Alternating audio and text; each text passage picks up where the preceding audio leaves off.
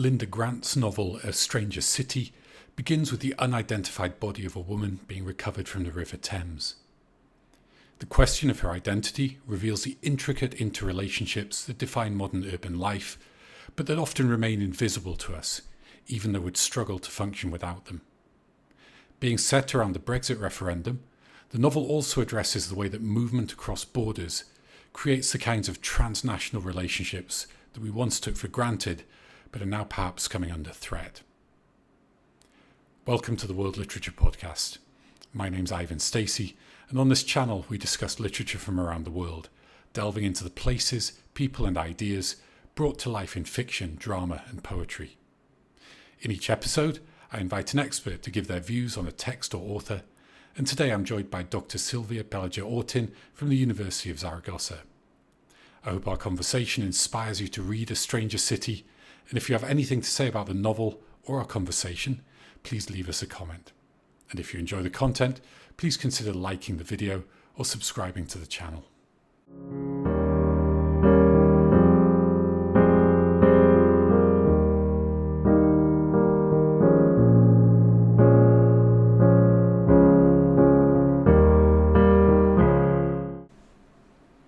Silvia Pellicer Ortin is Associate Professor in the Department of English and German Philology at the University of Zaragoza. Her main research interests are related to contemporary narratives in English, focusing on memory and Holocaust studies, British Jewish women writers, and feminism. She's published a monograph on Ida Feiges in 2015 and co-edited a special issue on We Too, Female Voices in the Transnational Era of Crises, Migration, Pandemic and Climate Change in the journal Women, A Cultural Review. She's also one of the editors of the Routledge Companion to Literatures of Crisis, which will be published later this year. Delighted to be joined by Silvia for this discussion on Linda Grant's A Stranger City. Silvia, thank you so much for joining me. Great to have you here. Thank you. So we're discussing Linda Grant's A Stranger City today. Could you begin by just saying a little bit about the novel and why you think people might be interested in reading it? Yeah, well, I think it is important to see that this is the eighth novel by Linda Grant, and this is quite different from all her previous works, as she usually deals with topics that have to do with Jewishness, memory, different generations that went through the Holocaust or that are connected to it somehow. But as we will see, this is a very different novel that deals with more transnational and contemporary issues, as it is set just immediately before and after Brexit. We have London as a kind of microcosm of the UK, and we have different topics like migration, racism, violence, terrorism, and all these topics are connected through different characters that we will see later. So I think this is one of the favorite books I have read in the last few years, because I think it encapsulates very well the society we are living in at the moment, not only in Britain, but in Europe, and even we could say globally. I think we can see the tension between fragmentation and relationality, connectivity. We also see some perspectives on Brexit that have been commonly silenced, like those of the Eastern European immigrants. So I think this is also something quite new. And in the end, I think what the novel says is that this vulnerability, this fragmentation, this sense of rupture we are living in should finish, and that we really should try to deconstruct or to go away with frontiers and with all the barriers we have even with our neighbors. So I think it's a very contemporary novel that everyone should read now. Thank you. That's a great introduction. And yeah, you pulled together a lot of the issues it touches on. It's a complex novel, but at the same time, really quite readable, I think. It's not... we discussed in a previous episode, Under the Volcano by Malcolm Lowry with Sue Weiss, which is a kind of intimidating novel to approach. Stranger City is very readable. It begins, of course, with this unidentified body being fished out of the River Thames, which, you know, a policeman going to the funeral because there's nobody there to mourn. Yeah. And, you know, normally we might think, okay, this is setting up for a kind of murder mystery kind of plot. That's not what the novel develops into. Of course, there is a mystery around this unidentified woman's identity. So, I mean, what would you say the body represents in the context of this novel and a lot of the issues that you just mentioned in that introduction? Well, I think that's completely true, because this is not a typical mystery case in which we have the detective trying to solve the crime or the mystery. Well, he's obsessed with the case, but I think he's mainly obsessed with the idea that he cannot understand how no one knew this woman, no? And how alone she could be in London for no one to know her. This is not a typical case in which you have the detective and the documentary maker trying to find clues and to put them together. In the end, we know about the identity of this woman, but it's quite by chance after the documentary has been released. So I think in the end, we know the identity. Her name is Valentina. We can talk about it afterwards. But I think she's like a ghostly figure in the novel, and she's key for the construction of the whole novel. For me, I think she represents the collective of vulnerable victims, those victims of we can say external historical forces that are out of the control, as can be a war, a forced migration, and she also represents the figure of the other, not the foreigner, stranger, and the care system has failed to protect her.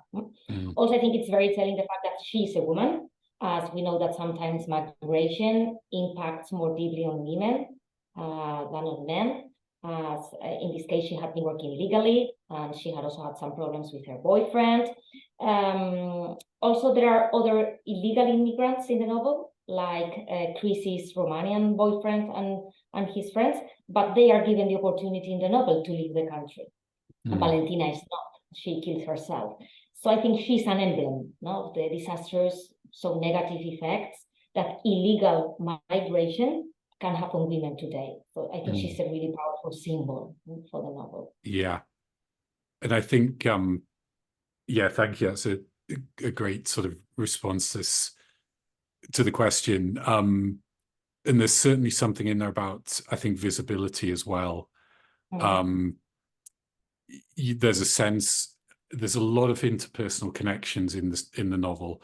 It rotates between a different cast of characters, many of whom are not British nationals, but who have varying levels of kind of security within Britain, and some are sort of moving by choice. There's a German family who are sort of doing okay and go back no problem, but of course the woman Valentina is not in that situation. I feel there's also a lot about visibility. Which of these people can we see? And you know, I think it's a feature. They are there, but we do not see them, or we don't care to see them. I think care is also very important there. Yeah, exactly. Or, you know, you see them maybe in certain situations, or you see their work. When they're not doing the work, you notice is often the case, isn't it? Yeah. That's it. And I mean, I think this takes us on to what we might think of as the main issue of the novel. You mentioned it earlier.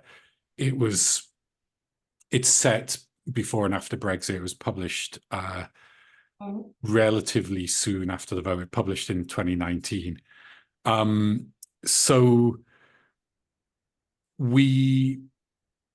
I think we get in the novel certainly a commentary on the sort of social and political climate. As I mentioned, you have these characters who are not British. There's a sense of a bit of nervousness in some cases, astonishment in others, more fear in other cases. And I think it's fair to say, you can say whether you agree or not, that the novel seems to be critical of the decision to leave the European Union.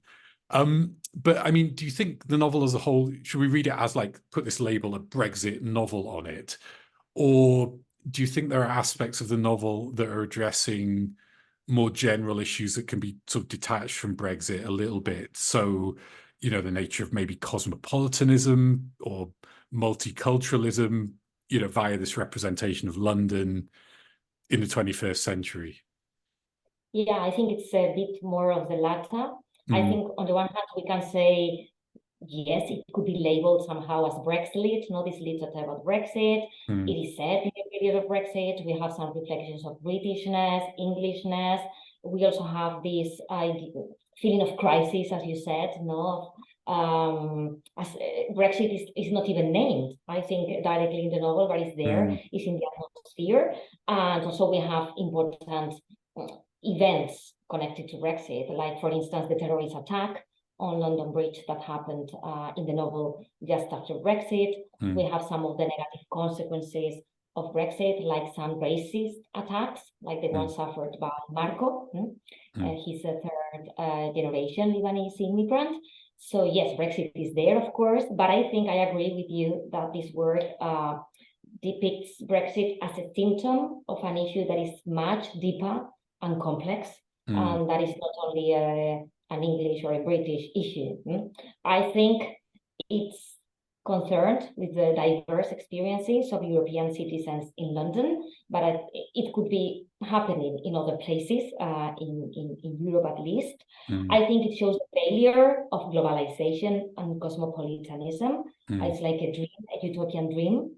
It really criticizes European politics about migration and deportation, as the deportation system is reflected in the novel. We see deportees, refugees moved across the country in trains without any agency. We see how they are also enclosed, we can say imprisoned, on boats in the River Thames. And this is what has been happening with refugees in Europe. So I think it's really a very hard critique on that, on how refugees have become a kind of abstract mass, no, for our societies, living in extreme precarious and vulnerable conditions. Because Valentina is not the lowest in the social rank in the novel. We find all these anonymous deportees or refugees who also kill themselves into the river, but they are not even, at least Valentina acquires an identity. At least there is someone making a documentary on her life. But also these deportees are dying. We don't care about them. They are not grievable, we can say. No, their lives don't seem to be as human as those of the other characters. So I think this is the real critique, or the more complex critique of the novel. Yeah. And I mean, given that the novel begins with the body being unidentified and nobody being there to grieve, and it ends with her identifications, a bit of a spoiler, but as I said, it's not a murder mystery where we're hanging on for this. Yeah. I mean, would you say that one of the aims of the novel then is to make these people grievable? Is that a kind of fair summary of what it's setting out to do? Yeah, I think it tries to do so, but in the end shows that we are not still, as a society, we have failed in doing so. So yeah. Sure, it's not a happy sort of, I mean, it wouldn't be a happy ending with a dead body, but it's not kind of everything's fixed, is it, by any means? Yes, yes. And you mentioned, I mean, in your answer, you mentioned the idea, I think you used a phrase like utopian dream. And I was just thinking of the different responses of various characters. As one sort of young, upwardly mobile character who really thinks of London as a kind of exceptional space. And actually, a couple of the characters comment on London as almost being sort of bulletproof. It'll just carry on going. But then you've got other families. I mean, it's not just about the present. You have these histories sort of folded into it. And you talked about refugees, but you get these sort of variations of backgrounds, you know, people who've moved due to various kinds of pressures, some out of fear, some out of desperation, some out of opportunity. So it's not, I mean, you talked about not treating migrants as a homogenous mass, but there's definitely a real diversity of characters and of sort of attitudes towards movement in this globalized world, right? Yeah, I think all the different characters seem to be interconnected in different moments of the narration, and there are different elements that connect them. First, all of them seem to be attracted, or they seem to be connected somehow to the case of this mysterious woman. Also, I think apart from Valentina, the figure of Chrissy, the Irish nurse, she's a young Irish nurse that just moves to London. Brexit is about to happen. It's also very important. She's also a very essential figure in the novel. And also most of the characters come across with her at some point. And then the third element that links them is what you said, that they are first, second, or third generation of immigrants from very different backgrounds. We have the Jewish background, Francesca, her grandparents came from Persia and they had to leave because of the Holocaust. We also have this German family, as you mentioned, that want to have the international experience. We also have the Lebanese. So yes, I think what connects all of them is that all of them are in the end strangers. Even the British characters, the detective and the documentary maker, feel strangers themselves in their own country after all these circumstances. Yeah, I think interesting you mentioned Chrissy, who's Irish, so not British, but much closer geographically and in terms of language than many of the other characters. And she, in some ways, I think represents the opportunities that felt available pre-Brexit, and maybe still do to people who are, reasonably well educated. Chrissy's a nurse; she's not sort of university educated, but still opportunities for travel for somebody in her position, and is kind of happy-go-lucky with it, right? But there is a sense that that kind of opportunity might, she's just going through life, enjoying life, and doing her job, and enjoying parties she goes to, etc. But I think there's a sense that those opportunities are a bit taken for granted.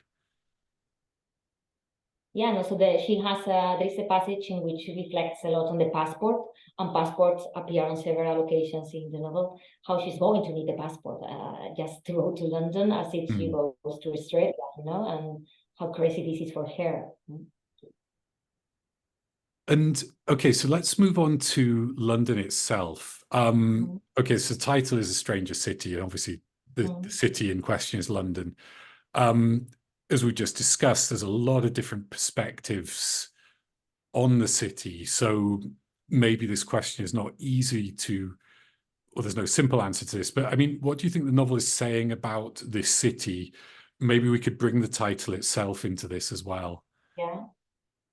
Yeah, well, I think the setting London is very important in this novel. I think fluidity, interconnection is there. These ideals of the network, as again as we have said, this is a multivocal novel. We have a lot of different voices, but in the end, all of them are interconnected, around London.